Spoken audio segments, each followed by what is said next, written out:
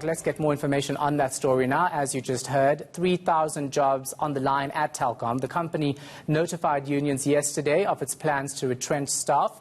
It cited a drop in sales in its core voice business due to the shift to data-based options. Telkom and the unions will be consulting under the guidance of the CCMA. Heidi Jokos is following the story for us. She joins us now in studio. So, of course, Telkom is saying that they have to let staff go because it's a matter of survival.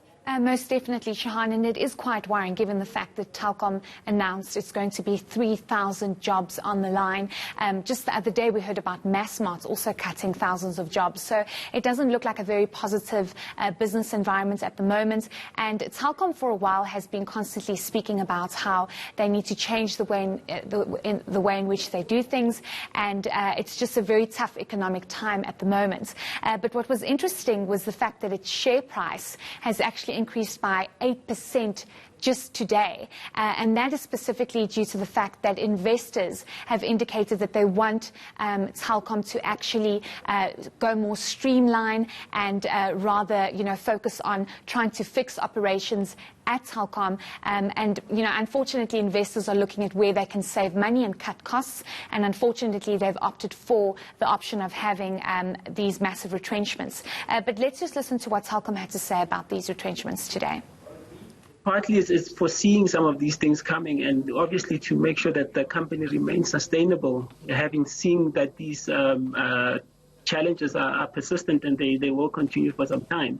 Therefore, unfortunately, we had to take the difficult decision to do a Section 189 and try to change our business model to meet the demands of a new customer.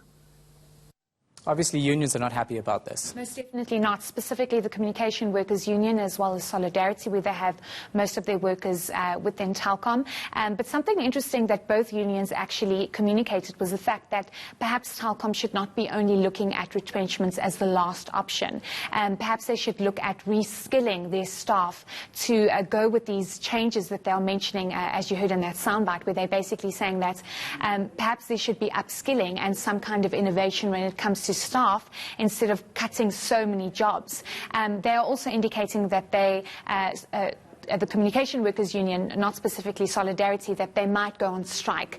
They're saying that that is an option on the table, but they want to have proper consultations with Telkom before they decide on any kind of action. But the first on the table is the fact that they want to give an option to Telkom and say, let's not retrench, but here are other options that you can save some kind of jobs. Let's listen to what Solidarity had to say about that.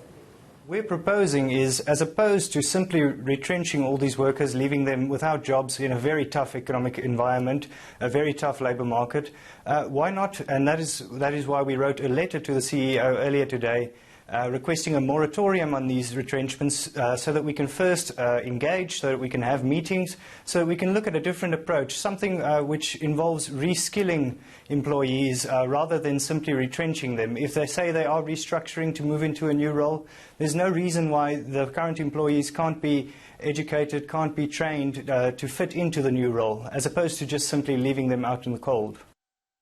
So what's the next step? So we understand that the unions and Telkom will go to the CCMA on the 22nd and 23rd of January, where those consultations will take place. And we do understand that by the end of March, we understand Telkom says they will have concluded that retrenchment process. But perhaps something could happen in between, and the unions can put pressure on Telkom to say, can we try and save some jobs instead of seeing 3,000 people out on the streets? All right. Thanks so much for that. Appreciate it. Heidi Jokos.